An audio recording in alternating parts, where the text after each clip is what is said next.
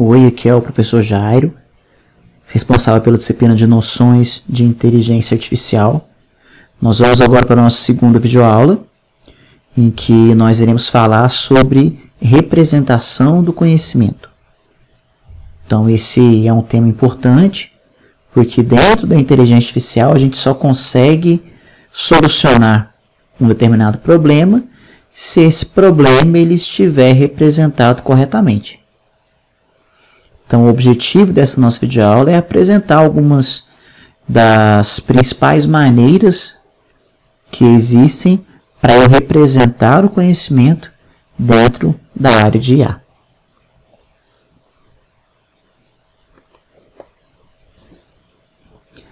Nós falamos muito na primeira aula, né, que a inteligência artificial ela busca simular a inteligência humana em uma determinada área. Então, o objetivo é simular o comportamento do ser humano para a solução de um problema em uma determinada área. Então, a gente pode imaginar, então, por essa preocupação, por essa frase, a importância do conhecimento nesse tipo de problema. Quando eu falo da importância do conhecimento, eu não falo apenas de ter o conhecimento correto, de ter as informações corretas obtidas de um especialista da área do problema que eu pretendo solucionar. Mas eu falo também, e é o objetivo dessa nossa videoaula, da importância de eu ter esse conhecimento e de representar, de armazenar esse conhecimento da melhor maneira possível. Porque se a minha informação, o meu conhecimento, ele está representado no meu sistema da maneira mais apropriada possível, então, com certeza, vai ser mais fácil utilizar desse conhecimento, utilizar dessa informação para solucionar o meu problema de uma maneira mais eficaz. Então, a representação do conhecimento dentro da inteligência artificial ela é importante porque, à medida que eu tenho problemas mais complexos, problemas mais específicos, eu também tenho, da mesma forma, uma maior quantidade de informação, uma maior quantidade de conhecimento para eu armazenar. Se eu tenho mais conhecimentos, concorda comigo que, consequentemente, eu tenho conhecimento, uma informação mais complexa para eu armazenar. Então, é isso que a gente vai falar nessa nossa videoaula. Em maneiras diferentes que eu tenho para poder representar, para poder armazenar o conhecimento sobre um determinado problema.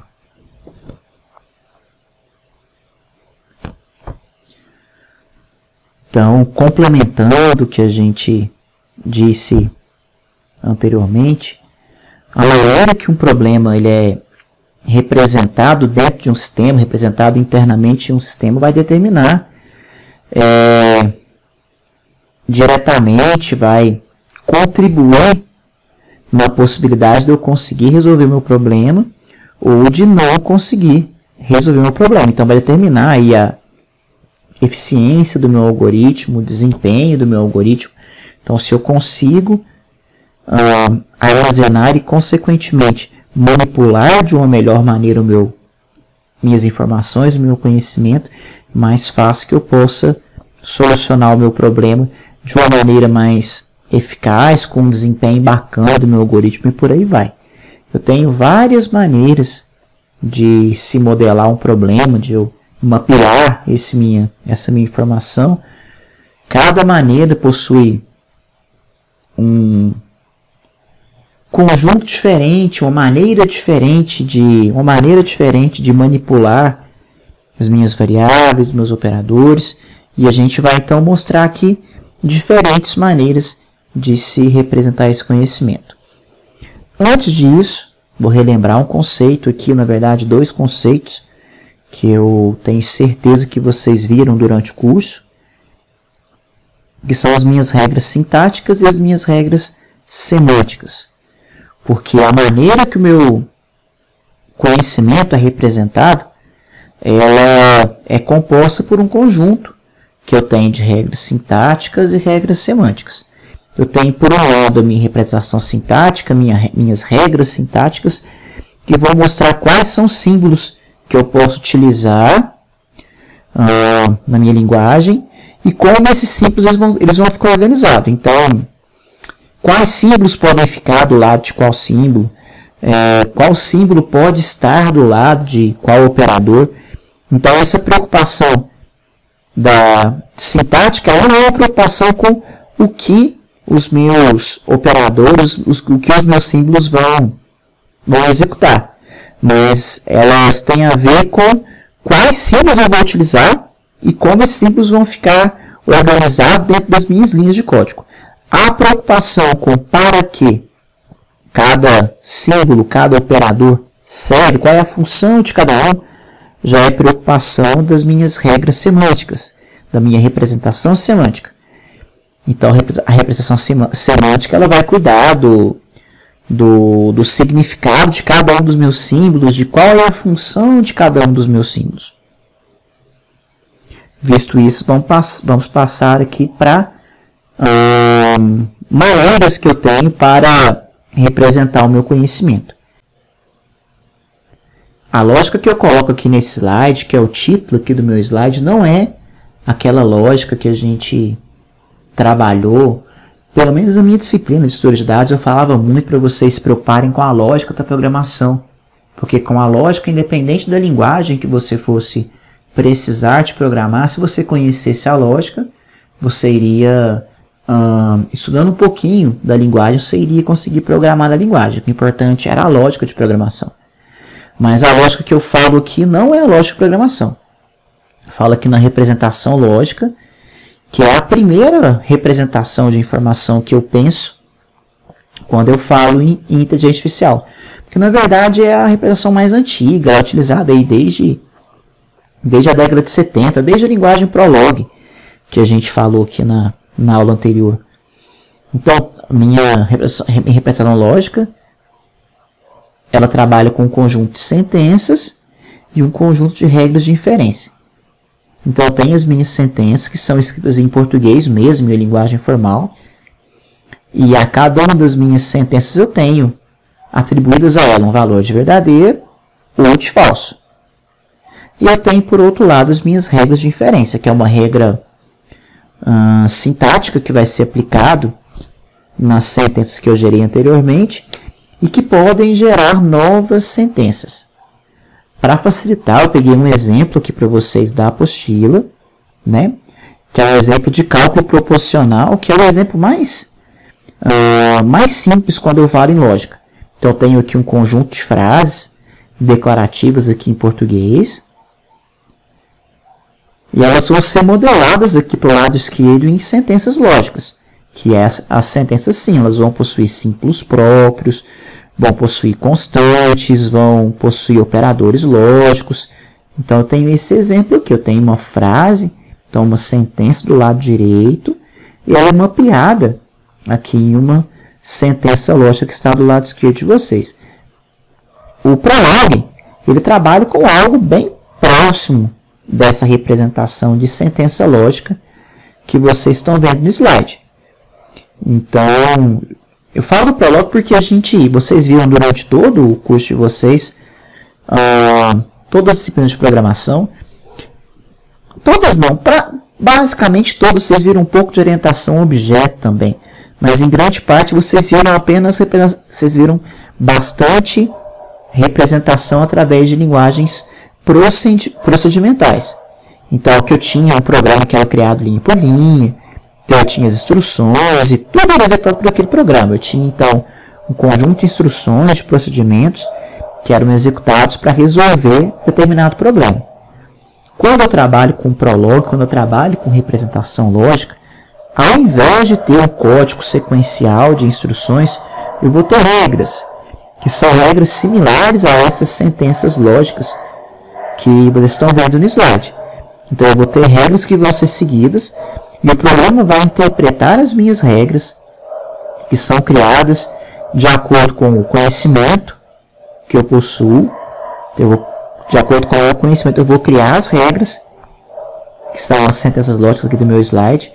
E aí o programa vai através dessas minhas sentenças, o Prolog vai através das minhas sentenças lógicas, ele vai chegar à solução do meu problema.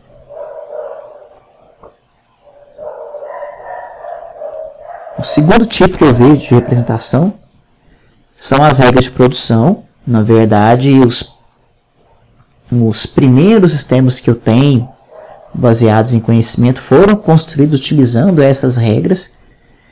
E eu acho que para nós, assim, é um modelo mais simples de ser reconhecido, porque ele lembra bastante a maneira procedimental. Vocês estão vendo aí abaixo, basicamente, uma regra condicional, né? Um se condicional, aí, um se que a gente via um se não. Então, quando eu trabalho com regra, eu tenho a representação do meu conhecimento dessa maneira. Eu tenho um se, uma condição, que eu vou colocar aqui, que pode ser chamada de premissa ou de antecedente, então, e a ação que eu vou executar, caso a minha condição esteja satisfeita. Então, lembra bem a minha estrutura condicional, não é verdade? Então, tem um exemplo aqui, olha só. Se está frio, então eu vou executar essa ação de vestir um casaco. Então, os primeiros sistemas que eu tenho baseado em conhecimento, eles utilizavam basicamente regras nesse cenário aqui. Talvez uma representação um pouco mais diferente para vocês seria essa representação de uma rede semântica.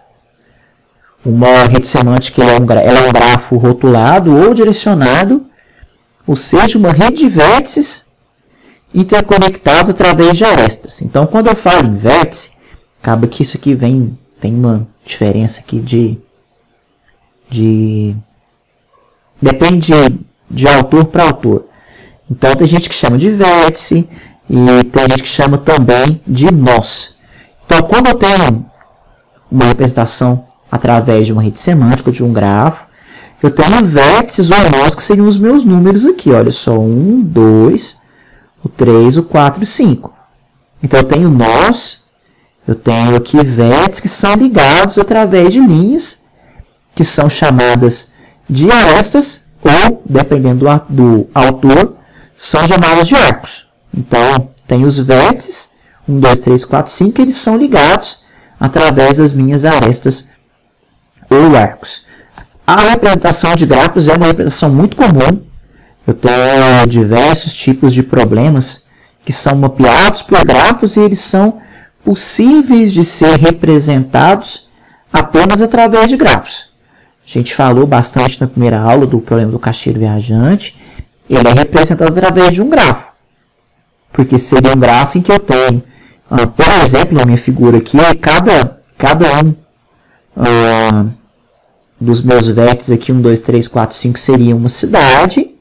E as minhas arestas estariam representando o caminho, a distância das minhas cidades. Então, o caixeiro viajante pode ser representado somente através de uma rede semântica.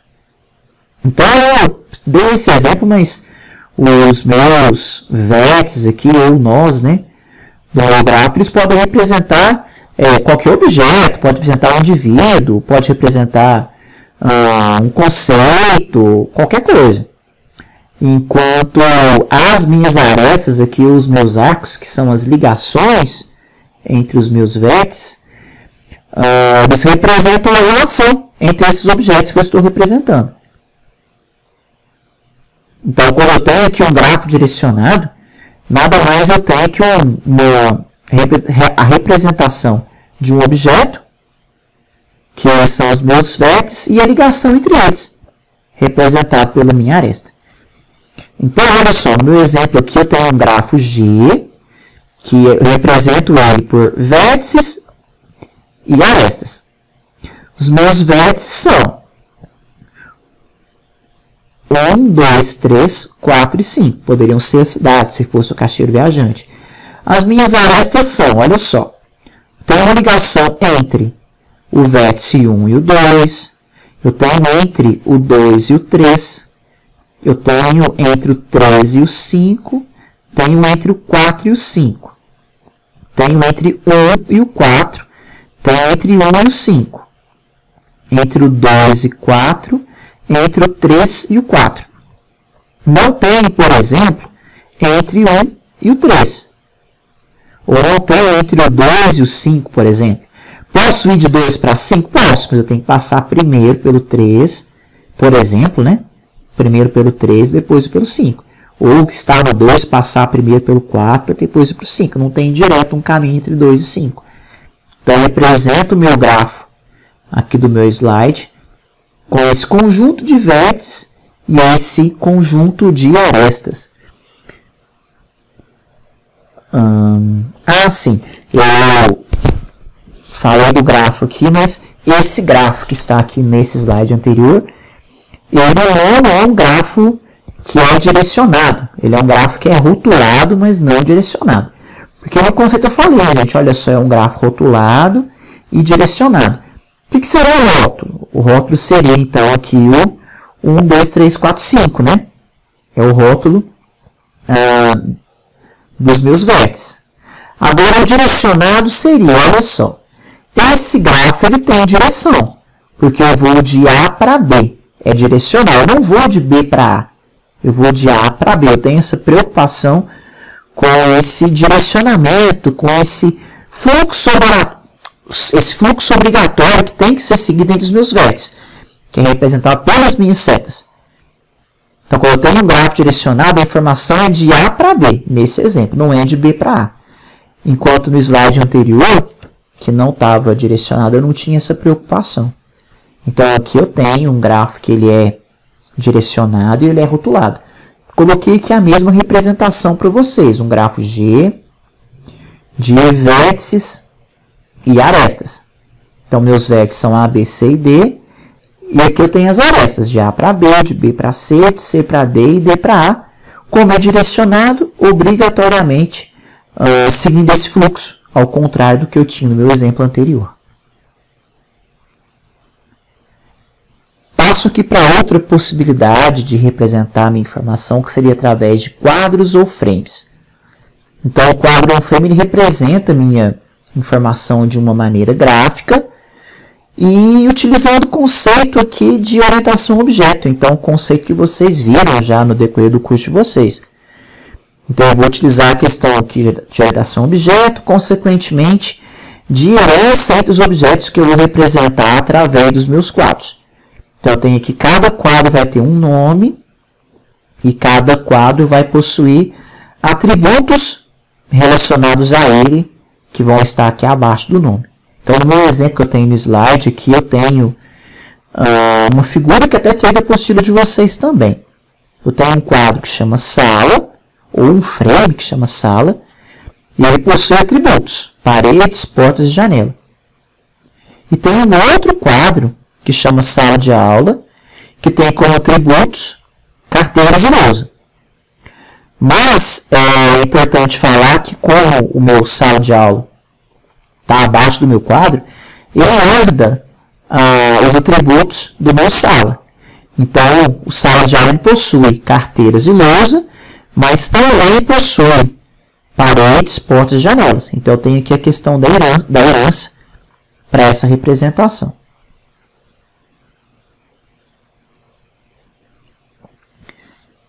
Importante destacar que esses não são os únicos métodos, as únicas maneiras que eu tenho possíveis para representar a informação, mas são os principais. Na apostila de vocês, nas duas apostilas que vocês estão vendo aí como referência, vocês vão achar até outros métodos também de representar a informação. Mas como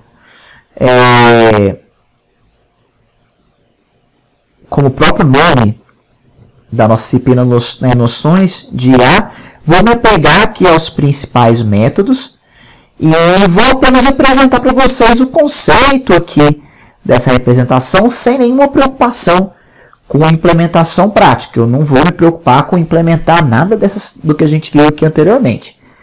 A ideia que eu quero é apenas que vocês compreendam que eu tenho aqui diferentes maneiras de representar o conhecimento e principalmente de escolher, decidir qual que é a maneira que eu vou utilizar para representar o conhecimento diante de um problema, depende de qual é esse problema, depende de qual é a natureza da informação que eu for armazenar. Então, não existe uma maneira, uma representação que é melhor ou pior que a outra. Apenas a